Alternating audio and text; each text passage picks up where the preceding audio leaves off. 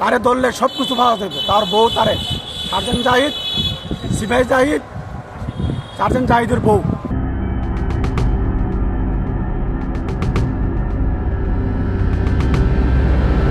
দীর্ঘ 10 বছর পর আলোচিত তনু হত্যাকাণ্ডের বিচার হতে যাচ্ছে। অন্যতম ঘাতক সেনাবাহিনীর অবসরপ্রাপ্ত সিনিয়র ওয়ারেন্ট অফিসার হাফিজুর রহমানকে গ্রেপ্তারের পর রিমান্ডে নিলে সেখান থেকে একের পর এক বেরিয়ে আসছে অবিশ্বাস্য সব তথ্য। 10 বছর পর মামলার অগ্রগতি প্রমাণ করে শুরুতে ঘটনাটি ধামাচাপা দেওয়ার যে চেষ্টা করা হয়েছিল তা সম্পূর্ণ বেআইনি এবং উদ্দেশ্য প্রণোদিত ছিল। আর এই মামলা ভিন্ন খাতে প্রবাহিত করতে সবচেয়ে বেশি অবদান ছিল ভুয়া ফরেনসিক রিপোর্ট দেওয়া ডাক্তারের।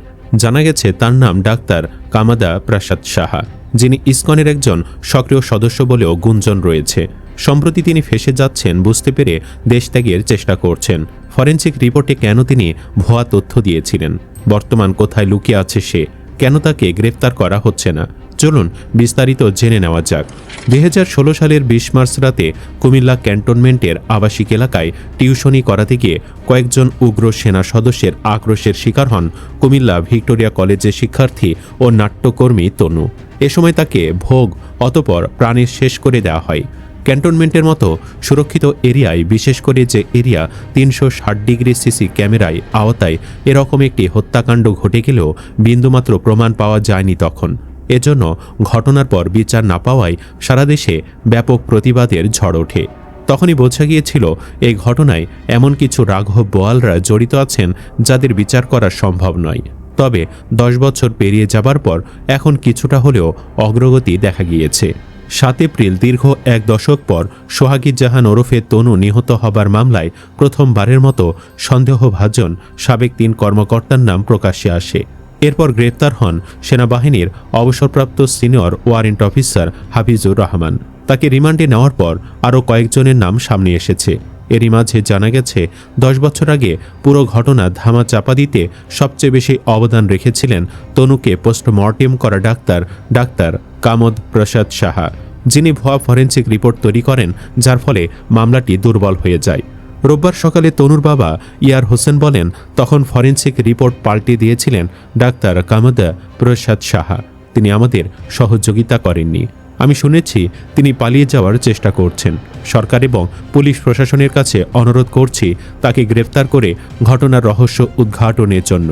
সূত্রমতে তনুকে শেষ করার পর পোস্টমর্টেম টিমের প্রধান ছিলেন তৎকালীন কুমিল্লা মেডিকেল কলেজের ফরেনসিক বিভাগের প্রধান ডাক্তার কামদা প্রসাদ সাহা। তনুর শরীরে আঘাতের চিহ্ন থাকা সত্ত্বেও তিনি প্রথম ময়নাতদন্ত প্রতিবেদনে মৃত্যুর কারণ খুঁজে পাননি বলে রিপোর্টে উল্লেখ করেন। পরে দ্বিতীয় ময়নাতদন্তেও নিহতের সুস্পষ্ট কারণ এড়িয়ে গিয়ে তিনি ঘটনাকে ভিন্ন খাতে প্রবাহিত করেন। এই কুলাঙ্গার ডাক্তার ইঙ্গিত করেছিলেন যে তনুর স্বেচ্ছায় একাধিক পুরুষের সঙ্গে শারীরিক সম্পর্ক থাকতে পারে, যা সে সময় জনমনে তীব্র ক্ষোভের সৃষ্টি করেছিল। তখন তনুর শরীরে একাধিক পুরুষের স্পার্মের নমুনা মেলে। মূলত সেটি ছিল জোরপূর্বক নষ্ট করার ফল। কেউ কেউ বলছেন এই ডাক্তার একজন ইসকন সদস্য। জানা যায় বিতর্কিত এই চিকিৎসক বর্তমানে খুলনা মেডিকেল বিশ্ববিদ্যালয়ের ট্রেজারার হিসেবে কর্মরত।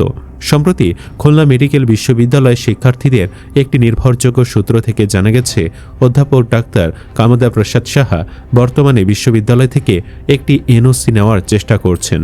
তিনি সার্কভুক্ত কয়েকটি দেশে ট্যুরের নাম করে মূলত আমেরিকায় পালিয়ে গিয়ে সেখানে রাজনৈতিক আশ্রয় চাওয়ার পরিকল্পনা করছেন বলে গুরুতর আশঙ্কা তৈরি হয়েছে। কেউ কেউ মনে করছেন সে সময় ফরেনসিক রিপোর্ট তৈরিতে ভুয়া তথ্য দিয়ে একটি প্রভাবশালী মহলের থেকে কোটি কোটি টাকা ঘুষ নিয়েছেন ডাক্তার কামদ প্রসাদ সাহা। এখন গ্রেফতার হবার ভয়ে দেশ থেকে পালানোর চেষ্টা করছেন। যেহেতু বর্তমানে মূল মামলার আসামিরা ধরা পড়তে শুরু করেছে, তাই এই ঘটনা ধামাচাপা দেওয়ার অন্যতম সহযোগী এবং ভুয়া ফরেনসিক রিপোর্ট দেওয়া কামদ প্রসাদ সাহাকে এখনই নজরদারির আওতায় আনা অত্যন্ত জরুরি। অবিলম্বে তার এনওসি প্রদানের প্রক্রিয়া স্থগিত এবং দেশত্যাগে নিষেধাজ্ঞা আরোপ করা হোক বলে জানিয়েছে স্থানীয় জনগণ ও শিক্ষার্থীরা। মাহফুজ আজিম নামে এক শিক্ষার্থী জানান, তনুর মামলায় জালিয়াতির অভিযোগে তাকে অবিলম্বে জিজ্ঞাসাবাদের আওতায় আনা হোক। সংশ্লিষ্ট গোয়েন্দা সংস্থা, বিশ্ববিদ্যালয় মঞ্জুরি কমিশন, স্বাস্থ্য মন্ত্রণালয় এবং পুলিশ ব্যুরো অব ইনভেস্টিগেশনের কাছে বিষয়টি দ্রুত যাচাইপূর্বক আইনি ব্যবস্থা গ্রহণের জোর দাবি জানাচ্ছি। এ বিষয়ে তনুর মা আনোয়ারা বেগম বলেন, এই চিকিৎসক আমার মেয়ের ডাক্তারি রিপোর্ট পাল্টে দিয়েছিলেন। তিনি মিথ্যা রিপোর্ট দিয়েছিলেন। এখন কেন তিনি পালিয়ে যাবেন? এর কারণ কি? তিনি যদি অপরাধী না হন তাহলে পালানোর চেষ্টাই বা কেন করবেন? তাকে আইনের আওতায় আনার জন্য সরকারের কাছে আহ্বান জানাই।